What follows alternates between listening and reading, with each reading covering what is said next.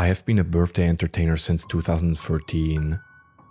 The job itself pays well enough, in my case anyway. Today I got a message from someone on WhatsApp. The name on their account was simply Elena and they had no profile picture. We exchanged greetings and, as many times before in my career, we started deciding on the price. The first offer they gave me was a staggering $1,500 for 2 hours. I first hesitated, as the highest price I've been ever offered in the last 10 years was $500 per hour for 1 hour. This must be a prank, I thought to myself. I sat there contemplating. The last few months have been quite rough on me, and I was growing more and more desperate for a bit of extra cash. I agreed to the offer and asked which character they wanted. They replied Mickey Mouse after a 2-minute pause.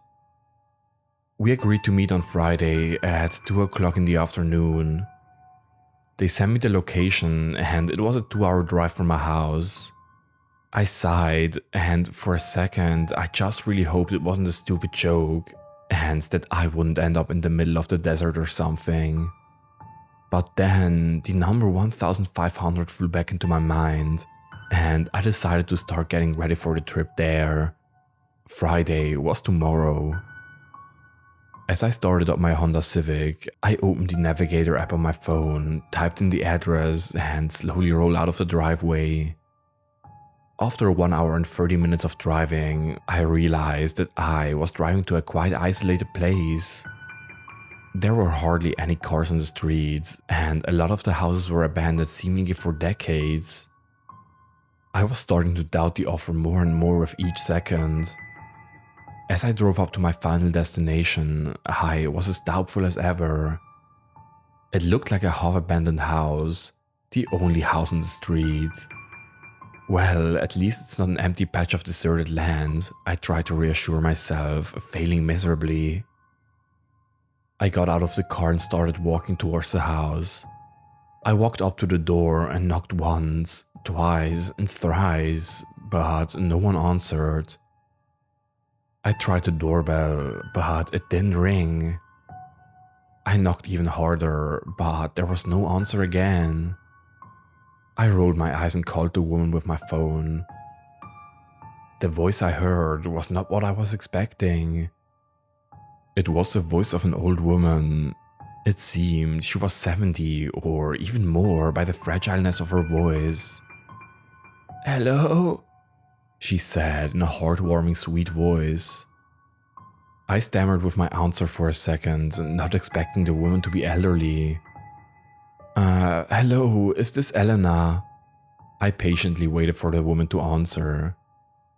"Yes, you're right, I'm Elena. Are you the birthday entertainer?" she said. "Yes, I am. Could you please open the door?" I replied. "Oh yes, of course." In a few seconds I heard the lock click and the door cracked open. "Come in," Elena told me, and I followed her into the house. The first red flag was the strong stench of something that smelled quite terrible. It wasn't the stench of old carpet or mold, but something worse. Did Elena not smell the stench? The woman seemed to read my mind. As soon as I thought of the stench, Elena told me, "I hope you're not bothered by the smell. I accidentally burned my pie in the oven." Except the smell was in no way of burnt pie. I asked about the payment and Elena explained that I would get my money after the birthday. She also said that she had 2 sons, Martin and Mike. She told me they were playing in their rooms and that they were both 8 years old. Did she adopt the kids? I thought. She made tea for me and asked me to put my costume on and wait until she woke the boys up. She went upstairs and I started sipping the tea. After about 7 minutes had passed, I started getting nervous, and after 12 minutes I was genuinely worried. Had Elena maybe tripped on the stairs and I hadn't heard it? Or had something else happened? As those thoughts emerged in my mind, Elena finally came down the stairs and told me that the boys will go downstairs in a few minutes. Seeing that I had finished the tea, she asked, "You liked the tea, didn't you? It's our family recipe." I thanked her. The tea was actually quite delicious. Soon I heard quick and light footsteps on the stairs. Must be the boys. I looked at the stairs and saw two very skinny, malnourished boys. After them, two other similar looking skinny boys ascended the stairs. "Hello, Mickey," one of the children said. With the very strange scent and the malnourishment of these children, something was very wrong here. As I proceeded to do the best Mickey Mouse impression for the 1000th time, the children seemed to not act on their own, but instead as if somebody forced them to. Every word of excitement was dry and strained. At some point, the old woman Elena decided to go to the shower and inform me about it. "I'm going for a quick wash while you continue to entertain my sweet, sweet kids."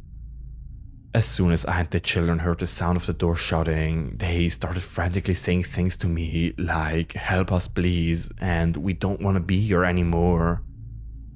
Before I thought something was off, but now, with the children apparently pleading with me, everything was definitely extremely wrong.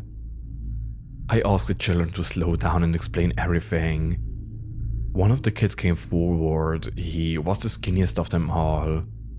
He started explaining, "That thing, it trapped us in this home and it kept us here for months. It only fed us 3 days of the week and beat us if we tried to escape." I asked the children why they referred to the woman as it and not she, and their reply chilled me to the bone. "It isn't a person." After hearing those words, I started thinking about getting those poor kids out of here.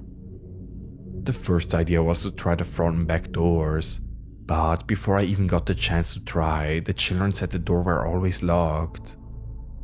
I thought of a reply and asked them, "What about the windows?"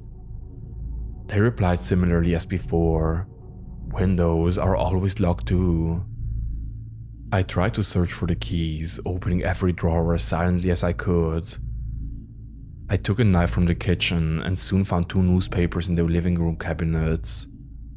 The first title read, "4 children go missing on Halloween night," and the second, "The 4 children that were missing in late 2022 still haven't been found and families losing hope." As I stood up, thinking about the newspapers, I started feeling drowsy, but more extreme, like seasickness and being on a roller coaster for 10 times straight combined. Soon after starting to feel sick, I felt a heavy object hit the back of my head, and the last thing I heard before my vision completely blacked out were the shrill screams of the kids.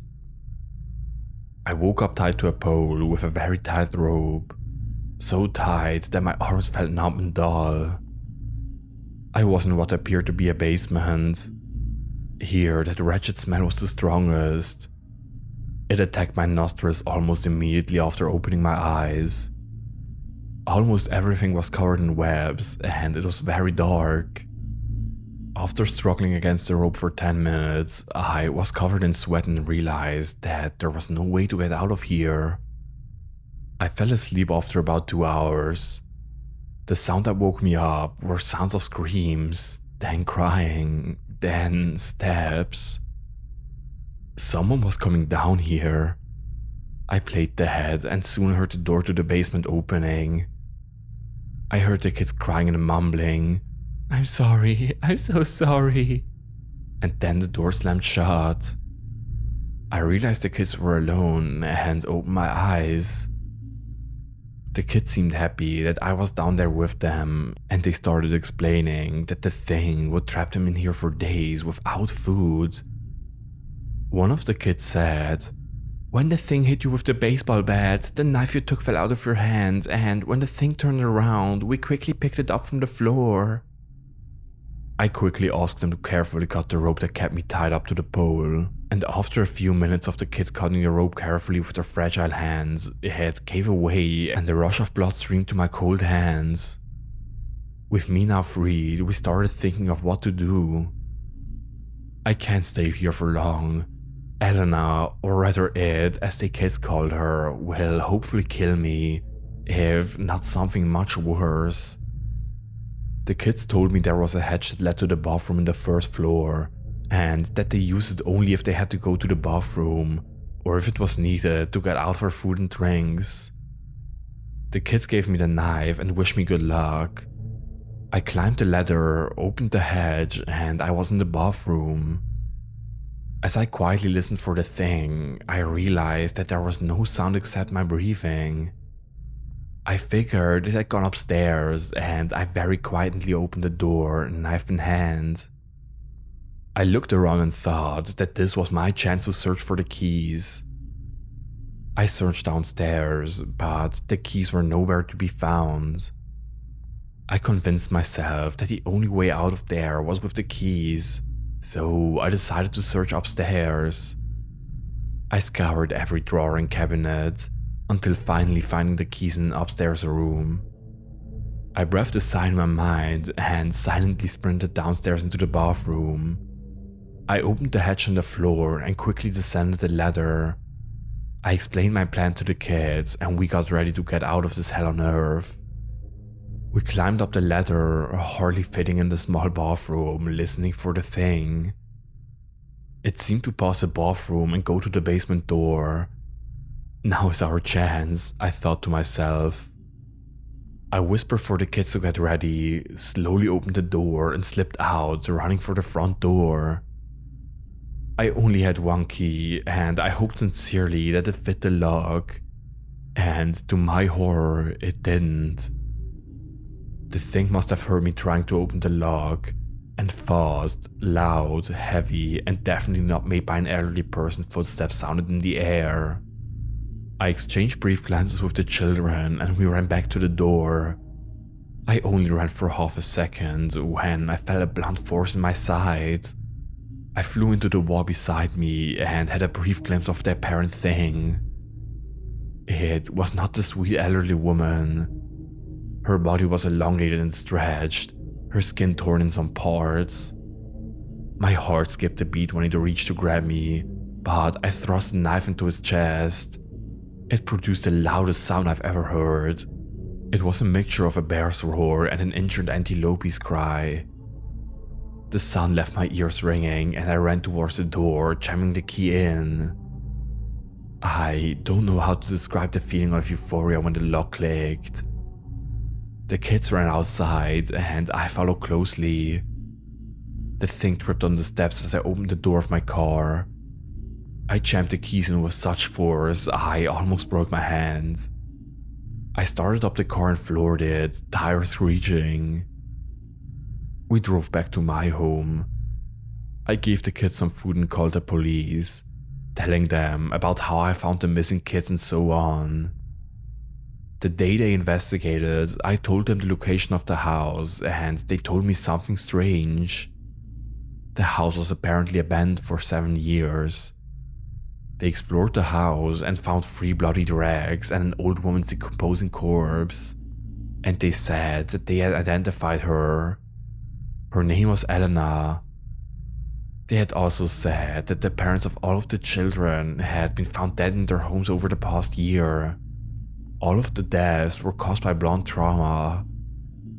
I had adopted the kids and have been living with them for a month now. Today I wrote all of this down. Please do not enter strangers' houses, even if the people living there seem nice. They might not be people at all.